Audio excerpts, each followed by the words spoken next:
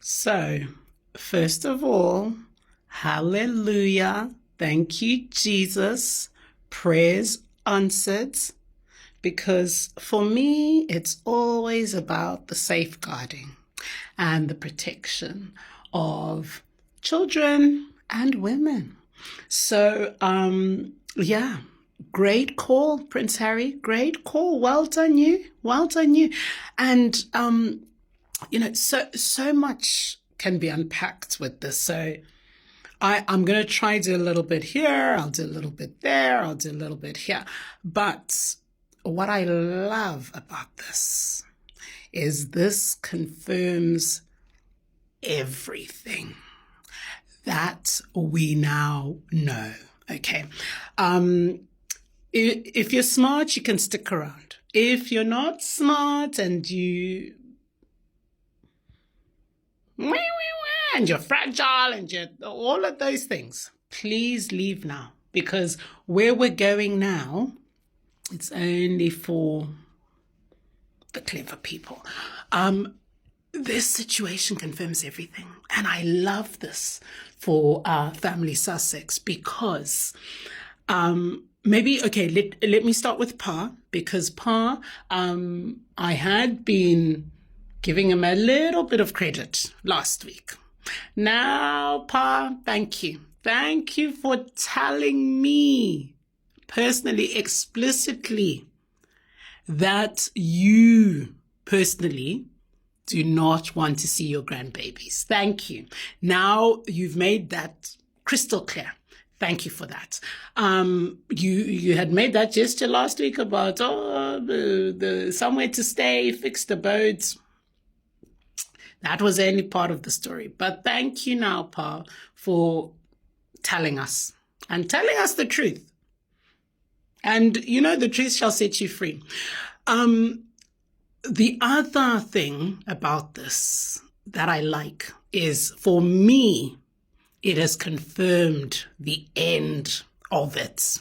Because there was a great opportunity here, which was missed. And we've been talking about it for the last week. I even cancelled all my other scheduling just to talk about this thing.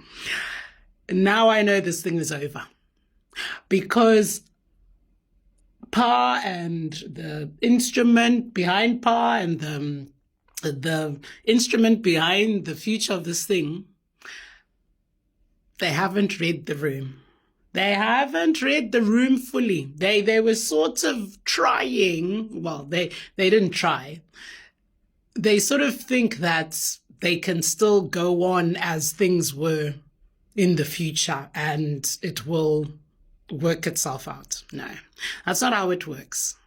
I've been telling you, and I will keep telling you, that this thing about diversity, equality, and inclusion, it's real. It's so real. So the other thing, Pa, is that you're always talking a good talk. But when it comes to the walking it, you can't walk it. And you've shown us that you can't walk it.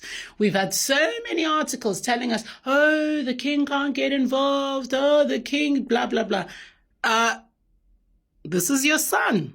And these are your grandbabies. Like I said last week, nobody is coming, Pa. It was you. You are the one standing in the way of this thing. Anyway, we've moved on from that, and I'm happy about it because, always keep the family safe, and I like that about Harry. But the other thing I'm loving about this thing, Harry, is you've put them all on notice. Like, seriously speaking now, the people who choose not to understand, always misunderstand, are always in their feelings, all that lot.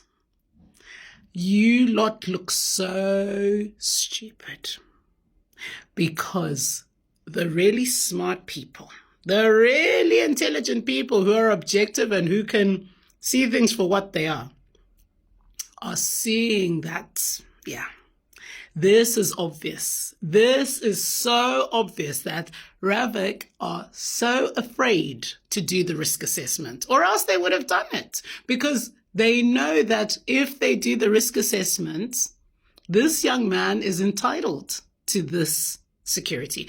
And this young man comes with a wife and 2 children. So if you can't understand that, then this is why I said, please leave the class, because there's no other way we can explain it to you except with the facts. And if you don't like facts, this is not the place for you. Go find the non-facts class.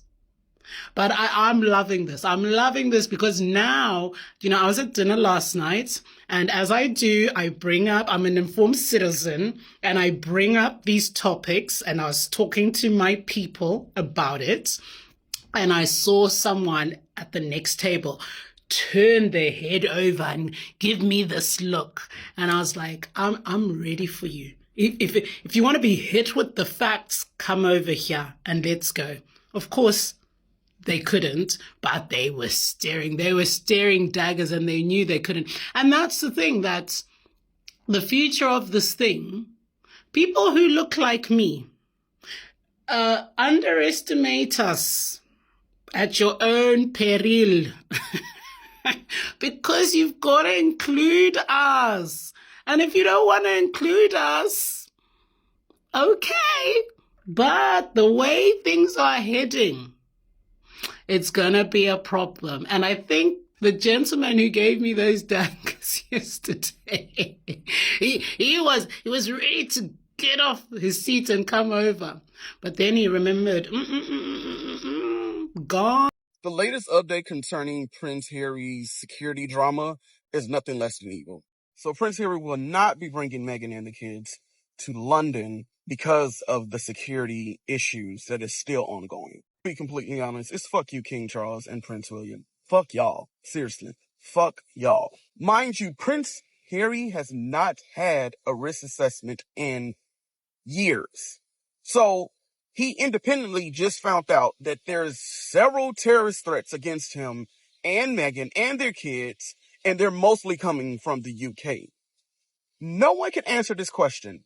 How the hell is Prince Andrew getting private security and not Prince Harry? Prince Harry is fifth in line. He is arguably one, or if not the most talked about, most popular royal that's currently alive. Him and his wife. So how the hell can anyone sit up there and say the king's son, King Charles' son, has no security at all? Like, at all. He didn't choose this life. He was born into it.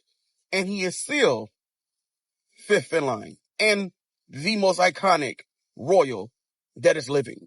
Happy Sunday, Squaddies. Thank you all for tuning in. Let's just take a massive sigh of relief right now, because honestly, we are so glad Harry is not bringing Meghan and the kids anywhere near the UK. The government can play all the petty games they want by denying him security, but Harry going solo is absolutely the smartest move he could make. It's a major win in my book, because at the end of the day, keeping Meghan, Archie and Lily safe from harm comes before absolutely everything else. If you're a regular parent, your number one rule in life is simple. You protect your pack. You don't bring your wife and your babies into a neighborhood where people are actively wishing downfalls on you and the local authorities refuse to give you backup. You just don't do it. The British press probably wanted them to roll up so they could snap pictures, pick apart Meghan's outfit and fuel the toxicity. But Harry basically said, nah, keep that same energy. I'm pulling up alone. It's energetic, it's smart, and honestly, it's a total boss move. He is completely neutralizing the threat to his family by keeping them thousands of miles away in sunny California while he handles his business in London. It shows you exactly where his head is at. He isn't playing palace politics. He isn't trying to please people who don't care about him anyway. He is being a real dad and a real husband, putting a hard boundary down and saying safety comes first, period. Let the haters mad talk in the comments all they want. The kids are safe, Meghan is safe, and that is a massive win. Can we please talk about the absolute mountain of garbage the UK media has been feeding us for years? They have pumped out literally millions of copy-paste articles trying to gaslight us into believing Charles is this sweet, heartbroken granddad who just sits by the window weeping because he misses his grandkids so much. Please, give me an absolute break. If your dad is a billionaire with global power and you tell him, hey, people are literally threatening to take my kids off the board, I need a safe place to land, a real father doesn't say, sorry, sport, that sounds like a paperwork issue for the local council. No, a real dad handles it, instantly. The maths is not mathing here. How can you be this supposed doting grandfather when you won't even lift a finger to make sure the kids don't get blown up on your own turf? It is pure comedy. The truth is, Charles does not care even 1 single inch. If he cared, a single phone call from the King of England would have sorted the security mess out back in 2020. But instead, he lets RAVEC play games, lets the tabloids run their little PR sob stories, and acts completely helpless. It's wild. You're the king. You have crown jewels on your head, but you can't guarantee safety for a toddler. Stop the cap. It's just straight up trash behavior, and the media trying to paint him as the victim while Harry's kids are forced to stay thousands of miles away just to stay alive is the biggest joke of 2026. Let's talk about the absolute checkmate Harry just served up on a silver platter, because it is pure, unadulterated comedy. For months, the UK tabloids have been salivating, setting up their cameras and getting their headlines ready for the big family return. They wanted the pictures, they wanted to pick apart Meghan's outfit, they wanted to track every single move the kids made. But Harry looked at the board, saw the trap and played the ultimate winning move. No security, no family. Deal with it. The palace and the UK authorities really thought they could starve Harry of armed protection, humiliate him, and that he'd just roll up anyway with his wife and toddlers like everything was fine. Instead, Harry completely starved the media machine. He left them sitting there with an empty plate. You want to deny basic safety to a mother and 2 young kids? Fine, you don't get the content either. Think about the human insight here. The tabloids make literally billions off of clicks generated by harassing this family. By keeping Meghan, Archie and Lily locked down in California, Harry completely shut down the paparazzi economy. He basically put the entire UK media establishment on notice. You don't get to profit off the people you refuse to protect. The haters in the comments are losing their minds right now because they have absolutely nothing to write about. Harry is stepping off that plane solo, completely neutralizing the media circus and keeping his family safe out of harm's way. He outsmarted the whole institution with 1 simple move. Checkmate, game over. Let's look at the absolute peak of the clown show, because this is where the system completely stops making sense. Word on the street is that RAVEC hasn't given Prince Harry an updated, official, independent risk assessment in years. They downgraded his security back when he stepped away, and they've just been coasting on old paperwork ever since. It is pure laziness dressed up as bureaucracy. Think about how unhinged that is. If you work a high-risk job, your safety assessment isn't a one-and-done thing from 5 years ago. Risk changes. But RAVEC is out here acting like the danger magically froze in time because he changed his address to California.